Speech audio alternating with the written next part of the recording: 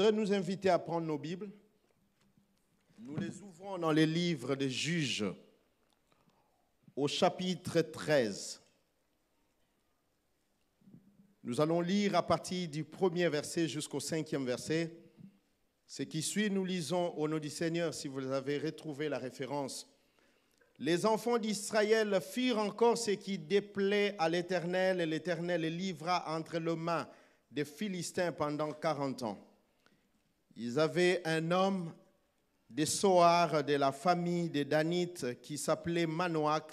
Sa femme était stérile et n'enfantait pas. Un ange de l'Éternel apparut à la femme et lui dit, « Voici, tu es stérile et tu n'as point d'enfant. Tu deviendras enceinte et tu enfanteras un fils. Mais maintenant, prends bien garde. Ne bois ni vin ni liqueur forte et ne mange rien d'impur, car tu vas devenir enceinte et tu enfanteras un fils. Le rasoir ne passera point sur sa tête, parce que cet enfant sera consacré à Dieu dès le ventre de sa mère, et ce sera lui qui commencera à délivrer Israël de la main des Philistins. » Je voudrais que nous prenions en même temps Éphésiens au chapitre 2. Nous lirons le verset 10e. Car nous sommes son ouvrage ayant été créés en Jésus pour de bonnes œuvres que Dieu a préparées d'avance afin que nous les pratiquions. Pour beaucoup plus d'aise, je voudrais que nous puissions nous débarrasser de la lecture en prenant encore Romains au chapitre 8e. Nous allons lire à partir du verset 29, la Bible dit, mieux à partir du verset 28, « Nous savons du reste que toute chose concourt au bien de ceux qui aiment Dieu, de ceux qui sont appelés selon son dessein. Car ceux qu'il a connus d'avance, il les a aussi prédestinés à être semblables à l'image de son Fils, afin que son Fils fût le premier-né entre plusieurs frères. Ceux qu'il a prédestinés, il les a aussi appelés, et ceux qu'il a appelés, il les a aussi justifiés, et ceux qu'il a justifiés, il les a aussi glorifiés. Amen. Seigneur, merci de rendre ces choses réelles dans notre cœur. Monte sur nous, atteins tes buts au travers de nous, comme tu l'atteindrais par la voix de n'importe quel instrument. Bien qu'il t'ait plu, Seigneur, ce matin, que ce soit par nous, je prie sincèrement, Seigneur, que je disparaisse et que toi seul fasses ton travail par le Saint-Esprit et que tu nous bénisses par elle au nom de Jésus. Que ta parole soit une bénédiction pour chacun de nous. Dans le nom glorieux de Jésus, nous avons prié. Amen. Amen. Ce matin, je voudrais que nous puissions nous entretenir autour de ce thème, né pour un but et vivre pour une mission. Cette année, c'est l'année de la montée divine. Et le Seigneur voudrait aussi, tout juste au début, que vous soyez conscients d'un certain nombre de choses. Vous savez, dans la marche avec Dieu, lorsque Dieu donne une pensée, une parole pour l'année, une parole pour la vie, il y a généralement deux grandes parties des choses essentielles dont nous devons être conscients. Premièrement, nos obligations et deuxièmement, le droit. Mais nos droits, je voudrais nous dire, d'entrée de jeu, sont le plus souvent et même généralement rassurés parce que Dieu, de qui nous retirons tous nos droits, est tellement fidèle, quel que soit le temps, il finira par accomplir sa part. Mais la part qui nous revient, c'est nos responsabilités. Et laissez-moi dire encore une fois, c'est que si nous ne sommes pas conscients de nos obligations, cela va devoir créer un frein, une barrière pour ne jamais nous faire accéder à nos droits. Nous devons être d'autant plus conscients de nos obligations que nous laisserons de nos droits, sans lesquels nous allons vivre une barrière. L'année de la montée divine, ça c'est la pensée de Dieu pour chacun. Mais il y a une responsabilité aussi pour chacun de nous. Et cette responsabilité nous amène à nous poser nous-mêmes des questions. quant au sens même ou à la signification de notre vie, comment nous nous y prenions, comment sommes-nous en train de nous prendre par rapport à cela. L'année de la montée divine, oui, mais que représentons-nous nous-mêmes vis-à-vis de Dieu et vis-à-vis de nous-mêmes, et quelles sont nos responsabilités, quelles sont nos obligations. Et je crois que cela a été correctement bien présenté depuis le mois de janvier, je crois depuis le début jusqu'à la fin du mois. Plusieurs orateurs sont passés du haut de cette chaire pour parler des responsabilités, les différents pièges auxquels on pourrait faire face, et c'était très bien. Mais ce matin, le Seigneur voudrait que nous puissions parler autour de ce thème, né pour un but, vivre pour une mission. Je voudrais parler de quelques considérations générales autour de ce thème. Première chose, c'est que ce message vise à rappeler l'essence le plus profond de la vie à quelqu'un qui est en cet endroit. Bien-aimés, nous avons parlé de la montée divine, mais si vous n'avez pas le vrai sens, la vraie signification de la vie, vous n'atteindrez rien de tout ce qui a été dit en cet endroit. La deuxième chose, c'est que ce message se donne l'objectif de veiller notre attention à l'utilité de la vie sur la terre, en dépit de nos projets, de nos réalisations, de nos aspirations, en dépit de tous nos exploits, comprendre la vraie signification de l'existence humaine sur cette terre. La Bible ne dit-elle pas, dans Marc au chapitre 8, le verset 36, que sert-il à un homme de gagner tout le monde s'il arrivait à perdre sa vie? Ceci est d'autant plus important, bien-aimés, que nous devons être conscients du sens et de la signification que nous donnons à notre vie, sans lesquelles la montée divine deviendra juste une histoire et quelque chose qui sera très loin de nous et nous allons la saluer à distance. Et ça, ce n'est pas ce que Dieu veut pour nous. Alors, avec ça, nous faisons quelques constats. Constats de quelques grandes vérités de la vie. Notamment, en premier, la vie humaine est délimitée dans le temps. Quand vous lisez la Bible, vous allez trouver que Dieu a donné une limite, quoique dans l'homme, il a placé l'esprit de l'éternité. Autant que le monde existe avec un temps, il a donné aussi à la vie d'un homme la limite de son existence. David ne dit-il pas dans Psaume 139, le verset 16, « Lorsque j'étais qu'une masse informe, dans le sein de ma mère, tu me connaissais. Avant que je ne sois sorti, tu m'avais connu. Et les jours qui m'ont été destinés sont tous inscrits avant qu'aucun d'eux n'existât. » Et Jacques enfonce jusqu'à dire ceci dans Jacques 4, le verset 4. Il dit, qu'est-ce que votre vie? N'est-ce pas une vapeur qui paraît et dans si peu de temps disparaît. Cela traduit l'idée juste de la vie qui est éphémère et la vie qui a une limite, la vie qui a une limitation. Ce que vous faites aujourd'hui, il est très possible que vous ne soyez pas capable de le faire le lendemain parce qu'il y a une fin qui va arriver. Et nous devons être conscients. Cette parole qui a été lancée, larguée, va-t-elle s'accomplir dans ma vie? Suis-je sûr que j'atteindrai la fin de cette année? Êtes-vous déjà sûr que vous allez atteindre le mois de mars? Mais tout cela sont autant de questions qui peuvent monter notre cœur. Mais ce qui est plus essentiel pour l'homme, ce n'est pas seulement de savoir combien d'années a-t-il vécu sur cette terre, mais en vivant sur la terre, de vivre selon le but pour lequel Dieu l'a voulu en existence. Bien-aimés, nous avons des téléphones. Et quand vous prenez un téléphone, vous allez voir, aujourd'hui, avec les smartphones, ces téléphones sont faits pour un but. Et si vous le prenez et le lendemain, vous commencez à utiliser cela pour prendre des photos, laissez-moi vous dire que ce ne sont pas des appareils photo, mais on y a placé quelques options qui peuvent faciliter la prise des photos. Mais ces téléphones sont créés principalement pour faciliter les appels. Exactement comme la vie d'un homme.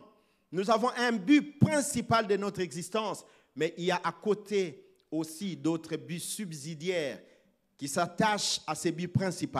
Malheureusement, d'aucuns vivent selon le but subsidiaire et laissant de côté les buts principaux. Et une telle personne, lorsqu'il finit sa course, on peut dire qu'il a échoué. Un téléphone ou un appareil a échoué lorsqu'il n'a pas servi au but pour lequel il a été fabriqué. Et nous devons savoir qu'il y a une limite à l'existence, une limite dans le temps. Et la deuxième vérité, c'est qu'il y a une différence entre réussir dans la vie et réussir sa vie. Quelqu'un peut réussir dans la vie et échouer sa vie. Et nous devons faire beaucoup attention à Luc, au chapitre 12, le verset 15. La Bible dit, Jésus, alors qu'il s'entretenait avec ses disciples, il dit, la vie d'un homme ne dépend pas de ses biens futiles dans l'abondance. Il y en a plusieurs qui ont bâti leur bonheur, leur espérance sur les choses dont ils possèdent. Mais laissez-moi vous dire, ces choses peuvent vous décevoir parce que la vie d'un homme ne dépend pas de ce bien. Troisième vérité, c'est que Dieu a fixé un but à chaque être. Dans Proverbe 16, le verset 4, la Bible dit, Dieu a fait tout pour un but. Si vous pouvez manger comme vous voulez, je vous en supplie, bien-aimés, ne vivez jamais comme vous voulez. Est-ce que je parle à quelqu'un ce matin? Si vous mangez comme vous voulez, ne vivez jamais comme vous voulez. Parce qu'à votre vie est attaché un but.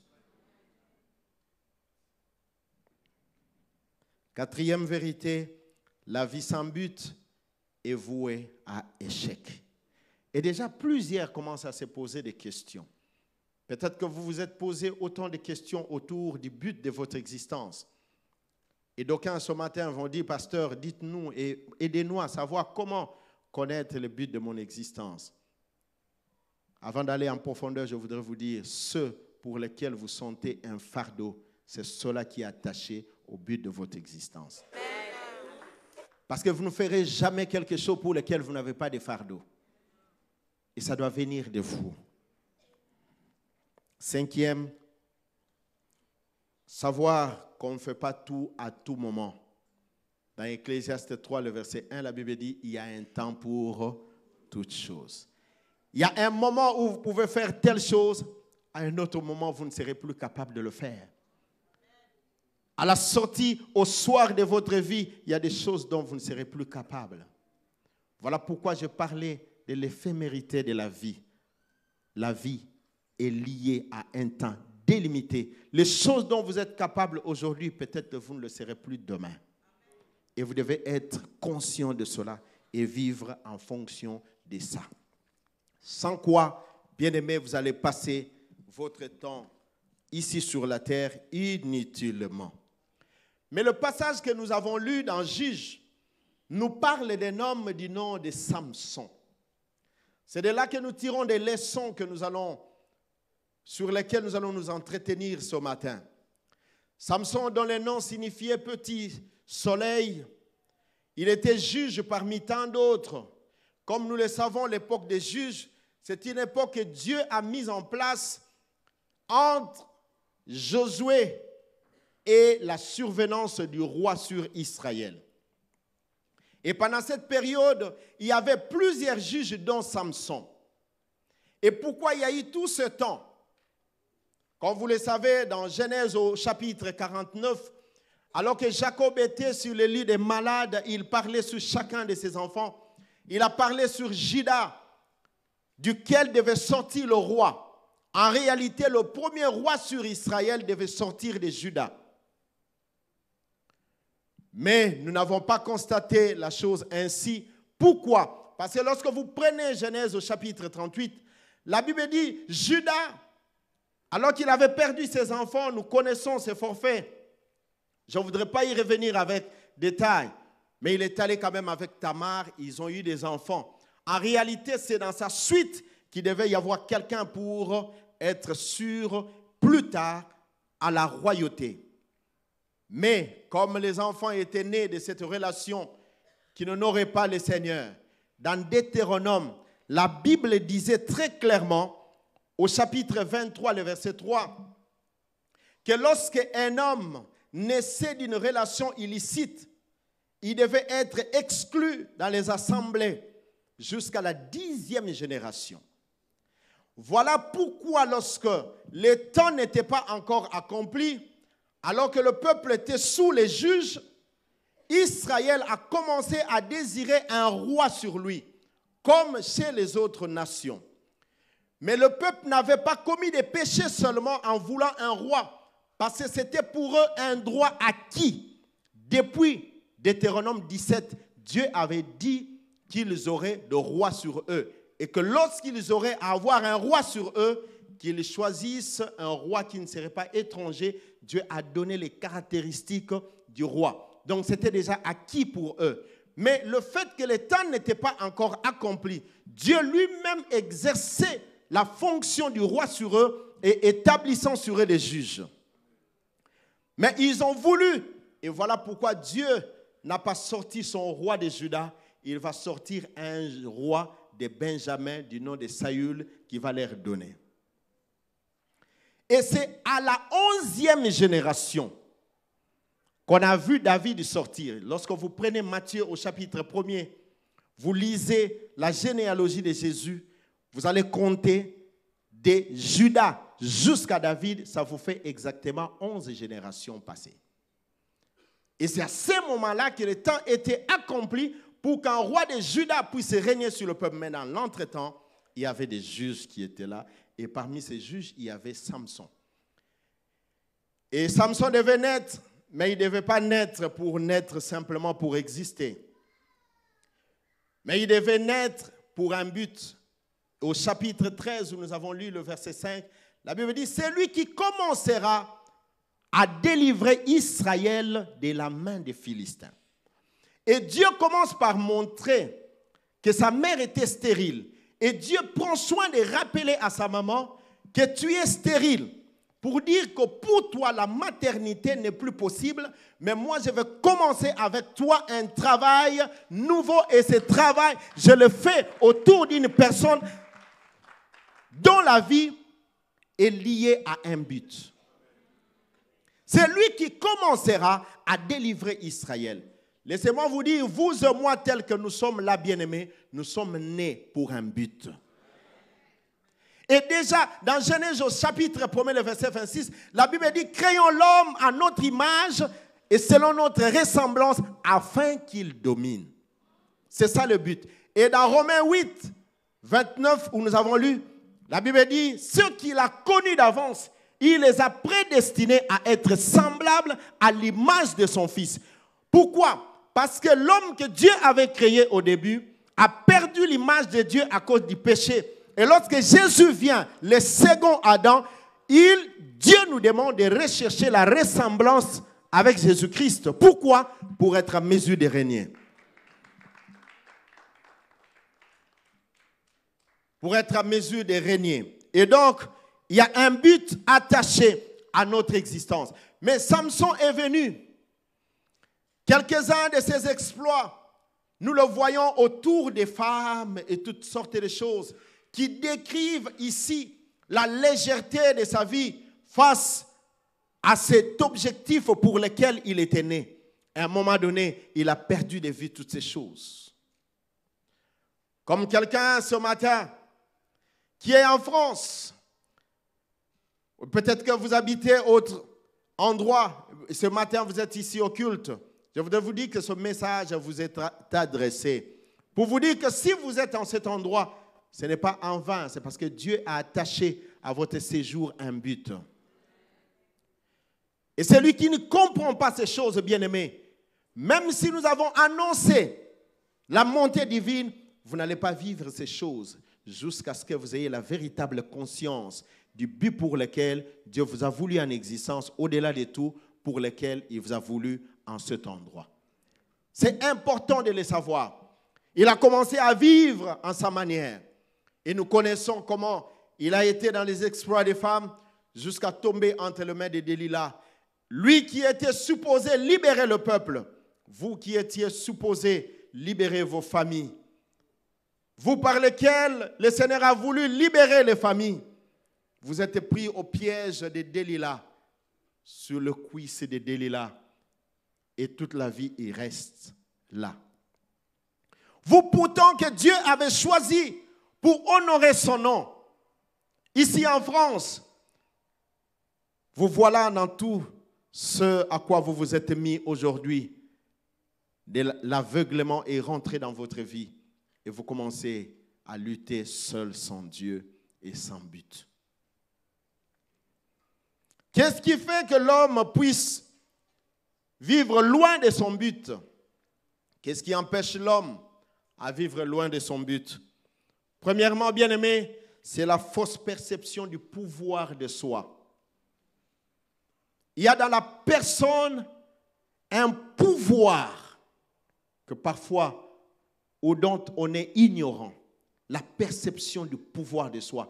Déjà, nous-mêmes, nous ne nous considérons pas. Bien-aimé, il est très grave de constater que certaines personnes ont du mépris sur leur propre être. Ça, c'est un grand danger.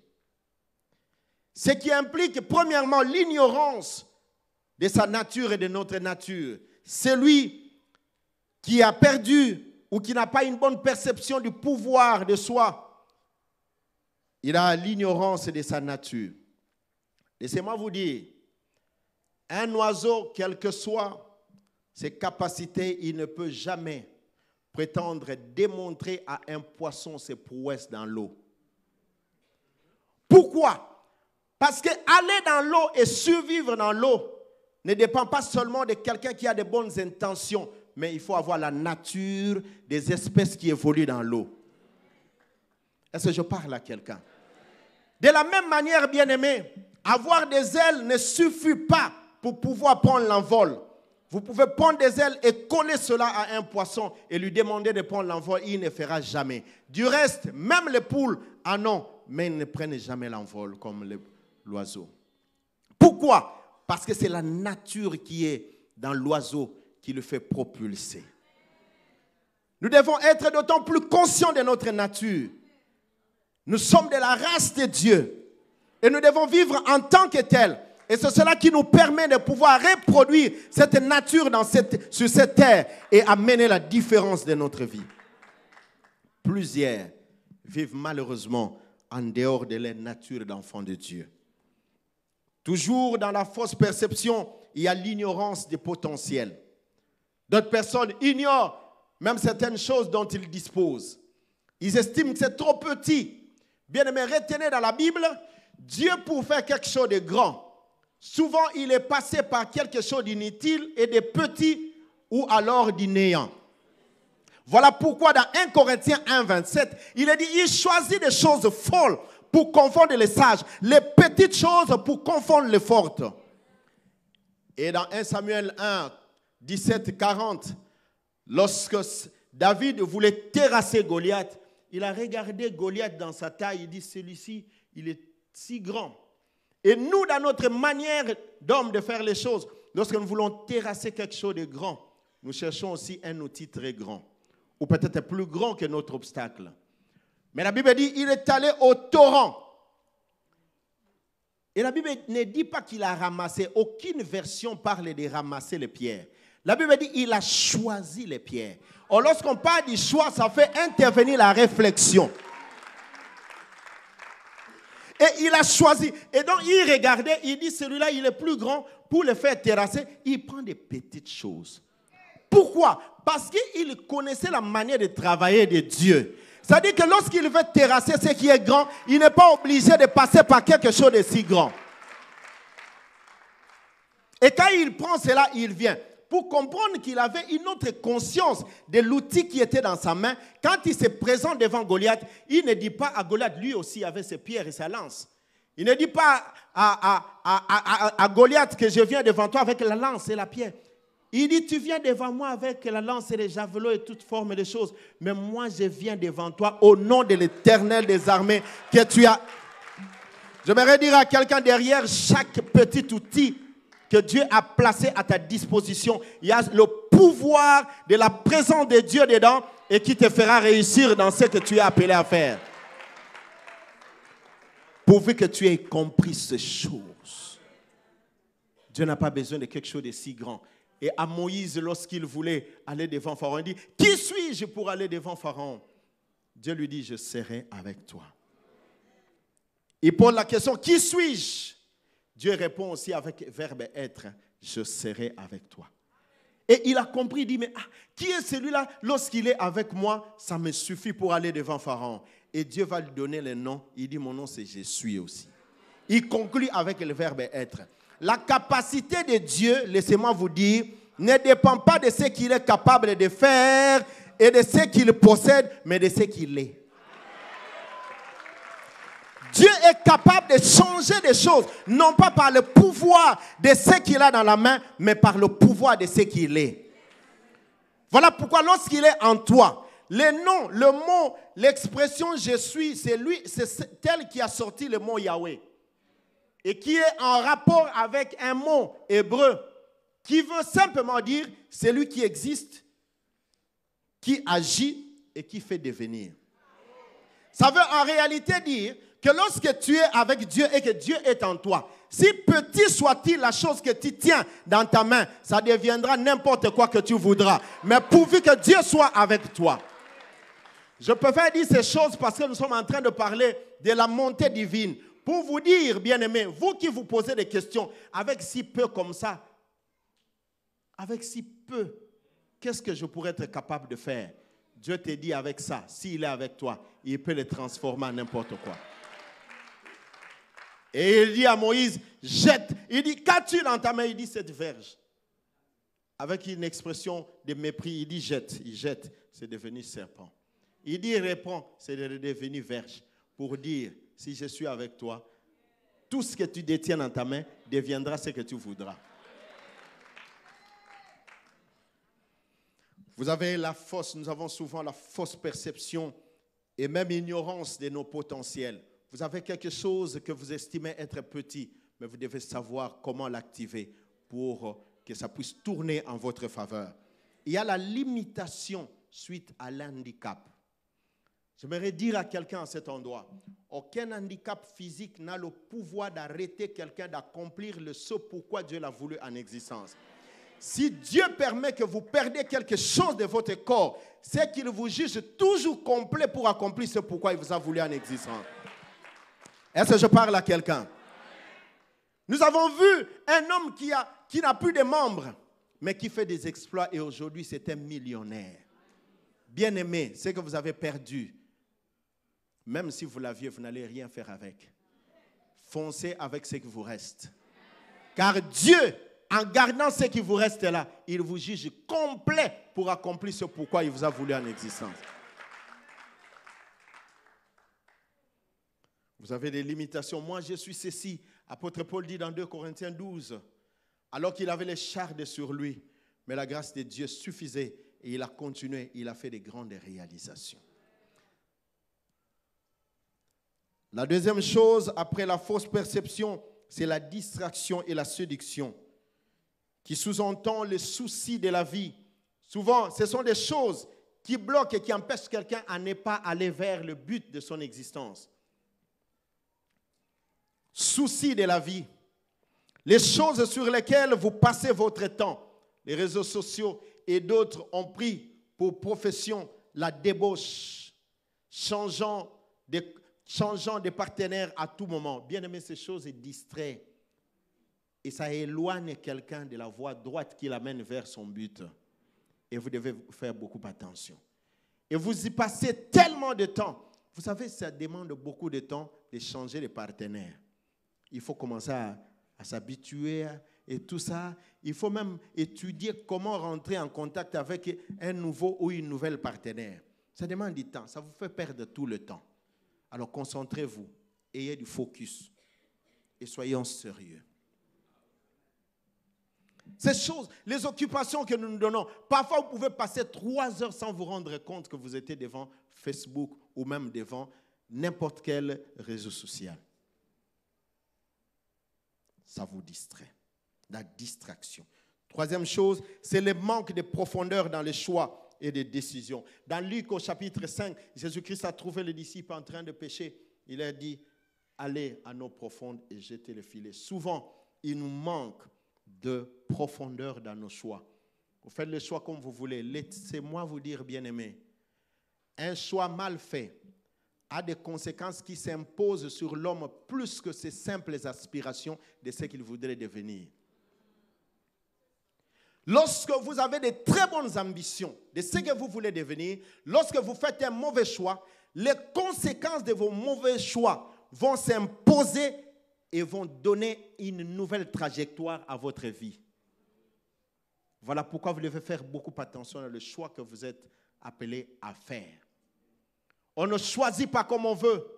Et lorsque je parle du choix et des décisions, c'est surtout dans le domaine de partenariat et même dans le mariage. Et vous savez, lorsque dans le mariage, c'est une partie essentielle et importante de la destinée. Lorsque vous vous mettez ensemble avec quelqu'un, vos destinées ne se fritent pas, mais se mettent ensemble et l'un aide l'autre à accomplir sa destinée. De la même manière que la personne qui se met à vos côtés, si vous ne vous êtes pas bien accordé, vous n'avez pas fait un bon choix, va vous détruire et va vous désorienter de votre but et de votre existence. Voilà pourquoi Delilah, quand elle est venue dans la vie de Samson, il lui a donné un autre objectif qui l'est prédisposé et qui l'a amené vers la mort. Et vous devez faire beaucoup attention. Même lorsqu'il s'agit de faire un choix d'emploi, bien aimé, on ne choisit pas un emploi parce qu'il rémunère mieux qu'un autre. Je suis désolé, c'est comme ça que ça se passe. Souvent, vous pouvez choisir ce qui paye moins. Parce que Dieu, au milieu professionnel, il ne bénit pas seulement avec les salaires. Il y a les salaires et plusieurs autres choses que vous ne voyez pas. Vous pouvez être à cet endroit parce que c'est un endroit stratégique pour vous. Même s'il rémunère moins, mais il rémunère plus dans votre vie. Et faites beaucoup attention dans le choix que vous serez amené à faire. Il y a le développement de propres raisons d'existence. Souvent, on commence à développer ses propres raisons d'existence. On réfléchit, on se lève le matin, on définit les choses comme on veut, soi-même dont on ne sait pas pourquoi on le fait quand même. Et cinquièmement, le détachement à la source qui est Dieu. Bien-aimé, un fleuve, quelle que soit sa grandeur, pour peu qu'il se détache de la source, tarit. Vous devez le savoir, Dieu est notre source. Si vous voulez la montée divine, apprenez à vous attacher à Dieu. Parce que par là, il vous donne des instructions, il vous donne des directives, comment évoluer, comment aller très loin. Alors, il y a des conséquences à cela. Quelles sont les conséquences qui arrivent lorsqu'on a fait fausse route, on a choisi des mauvais objectifs ou on a choisi de vivre loin de son but? La première des choses, comme conséquence, c'est que le compromis arrive de toute forme. Et donc, la personne manque de focus. Il commence à tout faire. Vous savez, il y a des gens qui sont spécialistes. Ils sont dans tout et ils ne sont spécialistes de rien du tout. Et ils savent tout faire. Mais finalement, ils ne sont spécialistes de rien du tout. Or, Dieu, dans la manière de faire les choses, lorsqu'il attache à quelqu'un un but, il faut que dans les domaines-là, que tu deviennes maître de ces domaines. Deuxièmement, il y a le conformisme et le mimétisme qui arrivent. C'est quoi? C'est vouloir copier l'autre. Quand on a manqué son but, on commence à vouloir être comme quelqu'un d'autre. Bien-aimé, retenez, chaque fois que vous avez à cœur de vouloir copier quelqu'un d'autre, comme vous ne deviendrez jamais lui, vous serez quand même un faux lui et un faux vous-même et vous chômez deux fois. Est-ce que je parle à quelqu'un? Vous allez voir certaines personnes vouloir être comme telles. Moi, je fais. Et quand on demande à la personne s'il veut devenir de vous, vous n'êtes même pas le souci de ses cadets. Mais pourquoi passez-vous votre temps à être lui, alors que lui ne veut pas être vous? Alléluia. Et ces choses font que vous allez vivre quelqu'un d'autre au lieu de vivre exactement la personne que Dieu a voulu que vous soyez. Et lorsqu'on sera en train de parler de la montée, les uns seront en train de monter, toi tu seras de l'autre côté en train d'observer. Parce que tu as passé tout ton temps. Lorsque vous choisissez à être quelqu'un d'autre, vous avez emprunté une autre voie que celle qui est la vôtre. Le conformisme, le mimétisme, voulant copier les autres, voulant faire les choses comme les autres. En parlant, on veut parler comme tel. Ça, c'est de la comédie. C'est de l'hypocrisie. Voilà pourquoi Jésus, il y a même dans les prières, les gens choisissent des choses, ils badinent même, les gens jouent de Dieu, même dans les prières. Je vais prier comme telle personne. Je ne voudrais pas naître pour ne pas paraître devant celui qui va faire disparaître ma vie à comparaître. Je ne voudrais pas mettre. Bien-aimé, c'est une très bonne succession de phrases. Mais faisons attention que ça ne soit pas des barantins à Dieu. Et nous le faisons pourquoi? Parce qu'on a entendu quelqu'un le faire. Et dans Luc 18, Jésus-Christ présente deux personnes qui priaient, un pharisien et un publicain. Et le pharisien, dans sa manière de prier, il vante ses mérites de jeûner 2 fois, de payer sa dîme. Ces choses comme ça, il les dit en public. Et Jésus dit, ne soyez pas comme des hypocrites. Vous savez, le mot hypocrisie est sorti de la même racine que le mot comédie. Donc, lorsque vous êtes en prière devant Dieu et que vous êtes jugé hypocrite, ça veut dire que vous venez avec votre scène de comédie devant Dieu. Vous racontez la vie de quelqu'un d'autre qui n'a rien à voir avec vous. Vous priez pour les choses qui n'ont rien à voir avec votre destinée. Faisons beaucoup attention. Voilà pourquoi on est appelé à la profondeur. Et lorsque quelqu'un n'a pas compris le sens de son but, il n'a pas compris son but, il y a le risque de suicide. Parce qu'il trouve que la vie devient inutile. Et chaque fois que vous lui dites, il dit, frère, tout est vanité. Il faut faire attention avec des frères et des sœurs qui ont ce genre de phrases. Il y en a qui disent, non, parce que c'est écrit, Salomon a dit, moi je ne suis pas Salomon. Il vient toujours, non, tout est vanité, poursuite des vents. Tu veux foncer dans quelque chose, tu veux obtenir telle chose, il dit, pasteur, frère, tout est vanité. Tout restera dans ce monde. Écoutez-moi, dans Marc 10, lorsque Pierre est allé poser la question à Jésus, nous avons tout abandonné pour te suivre. Qu'est-ce que nous aurons au retour? Jésus a dit, il n'y a personne qui n'ait abandonné son père, sa mère, ses frères et ses sœurs, sans qu'il n'ait au centuple, à ce siècle présent, des pères, des mères, des terres et toutes formes de choses, et pour la vie éternelle, pour l'avenir, la vie éternelle. Bien aimé, les deux doivent marcher ensemble. Si Dieu ne prouvait pas encore qu'il est capable de te soutenir sur cette terre, rien ne prouve qu'il te reconnaîtra au ciel. Rien. Rien ne prouve qu'il va te reconnaître dans son ciel. Parce que là, c'est même plus difficile. Si les manger que les hommes peuvent trouver, même ceux qui ne connaissent pas le Seigneur, Dieu ne sait pas te les donner, comment peut-il te donner le ciel qui est plus difficile que le manger? Est-ce que je parle à quelqu'un ce matin? Alors, arrêtez les risques, ces risques de suicide. Ne vous suicidez pas, mais découvrez justement ce à quoi Dieu vous a appelé. Mais Samson est arrivé à un point où il a cédé par la vie du péché. Et il est arrivé un moment, lorsque les Philistins sont arrivés, ils l'ont touché. Dalila a crié, il dit, les Philistins sont à la porte de Samson. Il dit, je m'en tirerai comme les autres fois. Et la Bible dit, il ne savait pas que l'Éternel s'était déjà retiré de lui. Bien-aimés, vous faites beaucoup de choses. Peut-être que Dieu s'est déjà retiré de vous. Vous avez perdu le nord. Votre boussole ne fonctionne plus. Vous êtes déjà très loin du but de votre existence. Et vous devenez comme un téléphone qui a été fabriqué comme téléphone et n'a jamais fait aucun appel et commence à servir juste à prendre des photos.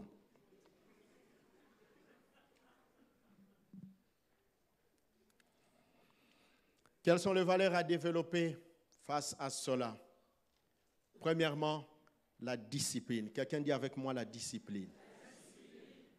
La discipline, c'est le caractère chrétien dont nous avons besoin. Dans Philippiens 2, à partir du verset 5, il dit « Ayez en vous les sentiments qui étaient en Christ, lesquels existant en forme de Dieu n'a point arraché comme une proie d'être égal avec Dieu. » Les sentiments qui étaient en Christ, les caractères chrétiens, les caractères de Christ doivent être nôtres. Voilà pourquoi il dit « Ceux qu'il a connus d'avance, il les a prédestinés à être semblables à l'image de son Fils. » L'idée, c'est être à l'image du Fils, Jésus-Christ. Et il dit, ceux qu'il a prédestinés, il les a appelés. L'appel ici, il ne s'agit pas d'une citation nominale, mais il s'agit simplement de la reconnaissance de ce à quoi vous êtes appelés. C'est-à-dire que Dieu vous a prédestinés, il a placé des prédispositions à nous, de sorte que lorsque les choses qui ressemblent à ce pourquoi nous existons viennent devant nous, nous puissions nous identifier à cela. Et ça fait naître directement un fardeau dans notre cœur. Et de cette manière-là, il les justifie.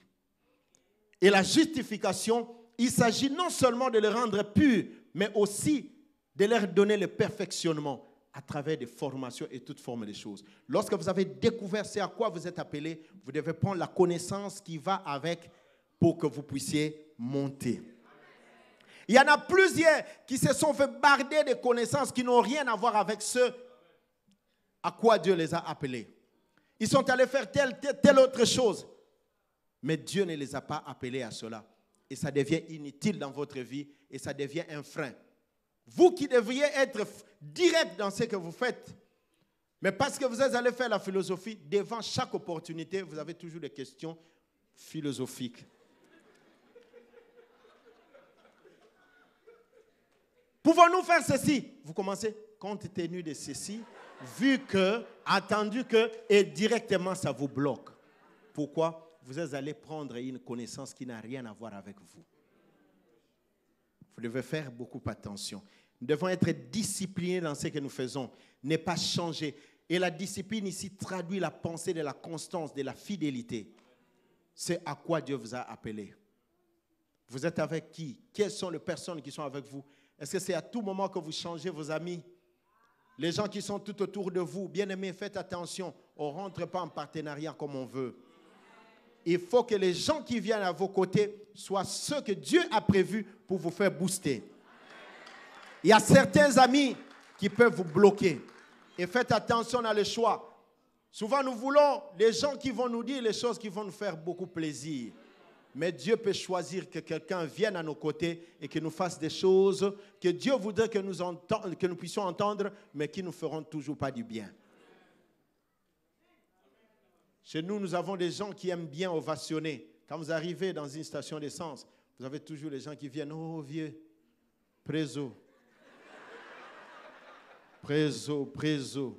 Et puis vous êtes là pour se débarrasser d'eux, vous introduisez la main dans la poche, vous donnez. Oh vieux, que tout le vieux meure, que vous restiez seul. Et nous aimons ce genre de phrases. Mais lorsque quelqu'un vient te dire une phrase, nous avons besoin de Pénina à côté de Anne pour que Samuel puisse naître. Même dans le ministère, il y a des gens qui sont prêts à venir vous dire, pasteur, lorsque vous êtes là, c'est terrible, c'est très bien. Non, j'ai besoin d'entendre la voix de Pénina comme Anne pour que Samuel puisse naître.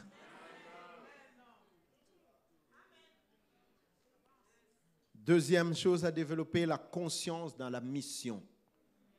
Nous sommes sur cette terre, lorsqu'on parle de la mission, ça tient lieu d'un temps. Après ce temps, tout ce que vous serez en train de faire ne servira plus à rien. Il y a un temps pour toutes choses. Et nous sommes ici, bien-aimés, nous sommes appelés chacun de nous à se reproduire. Et qu'est-ce que nous allons reproduire? C'est la nature d'enfant de Dieu que nous devons reproduire partout où nous sommes. C'est ça la mission que le Seigneur nous donne. Et troisièmement, pour finir, nous laisser sous la grâce de Dieu. Bien-aimés, Dieu peut faire en sorte qu'en certains endroits, nous puissions avoir des mérites parce qu'on a un diplôme, on a étudié. Mais certaines fois, Dieu peut utiliser, justement, il peut utiliser la grâce, rien que la grâce, pour vous faire accéder dans certaines choses. Mais la grâce de Dieu pour équilibre ne supprime pas les efforts. Mais la grâce transforme les efforts de l'obligation à une nécessité. C'est-à-dire que Dieu peut vous faire grâce de trouver un emploi, mais il ne voudrait pas que vous soyez couché dans votre lit, que l'emploi vienne rentrer dans votre chambre. Il veut que vous vous leviez, vous alliez là où on cherche l'emploi et que la main de Dieu soit avec vous pour y trouver. La grâce est là, il ne supprime pas les efforts, mais il les transforme de l'obligation à une nécessité. Vous devez faire quelque chose pour que cela, mais pour que tout marche, vous avez besoin de vous attacher au Seigneur. Être sensible à ses instructions et marcher selon l'esprit. Galates 5 le dit, marchez selon l'esprit et vous n'accomplirez pas les désirs de la chair. Nous devons être attachés au Seigneur comme un fleuve attaché à la source. Alléluia. Y a-t-il quelqu'un en cet endroit qui avait à cœur de pouvoir se suicider? Quelqu'un qui a vu que la vie était devenue inutile pour lui. Quelqu'un en cet endroit qui a trouvé qu'il a déconné, qu'il a fait fausse route. Le Seigneur veut te faire la paix. Il veut faire la paix avec toi. Il veut te ramener. Il dit, si vous venez à moi, je viendrai à vous. J'aimerais que ce cœur, il est simple. Adonai, Elohim, El Shaddai, j'ai besoin de toi. Adonai, Adonai, Elohim, Elohim, El Shaddai, El Shaddai, j'ai besoin de toi. Chantons Adonai, Adonai, oh Elohim, Elohim, oh El Shaddai, El Shaddai, oh, j'ai besoin. Nous nous levons tous ensemble, chantons Adonai, Adonai, oh Elohim.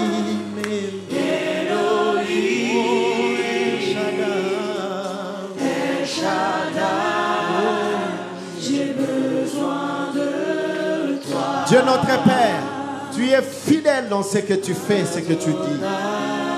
Nous te prions d'étendre ta main de grâce sur tes enfants. Que la grande bénédiction que tu as promise, Seigneur, par la montée divine soit leur partage. Mais que tu aides chacun à vivre exactement selon l'appel qu'il a reçu du fond de son cœur pour la gloire de ton nom. Étends ta main de grâce. Alléluia, alléluia. Apôtre Paul pouvait dire, j'ai combattu le bon combat de la foi. J'ai achevé ma course. Désormais, la couronne de justice m'est réservée. Que nous puissions dire chacun, j'ai accompli l'œuvre que tu m'as demandé de faire. Et à ce jour-là, Seigneur, tu diras, bon et fidèle serviteur, rentre dans la gloire de ton maître, dans la joie de ton maître. Alléluia. Merci Jésus.